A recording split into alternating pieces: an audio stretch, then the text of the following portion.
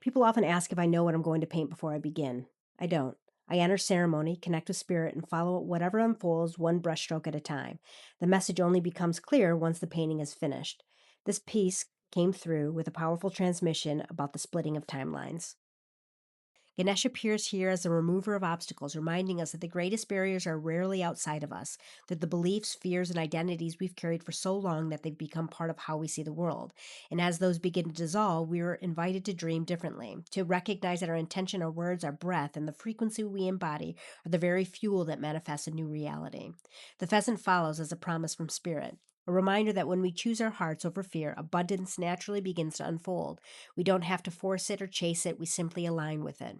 The swirling green forms evoke the shape of a cosmic seed, a symbol of new consciousness awakening within us. As that awareness unfolds, it changes not only how we see ourselves, but the reality we're creating. And then we enter the desert. This is the part of the journey that can feel unsettling. It's the upside down moment, the pause, the shifting of perspective. The desert isn't punishment, it's where the abandoned and forgotten parts of ourselves rise to be seen, loved, and integrated. The camel reminds us to trust the journey. It carries everything needed to cross what feels impossible, reminding us that even when life feels barren, spirit is already leading us toward living water. This is how timelines separate, not through dramatic events, but through the quiet moments where we choose authenticity over conditioning, trust over fear, intention over reaction, and creation over survival. Trust where your heart is leading you. Even if it feels like you're walking through the desert, the water is already waiting.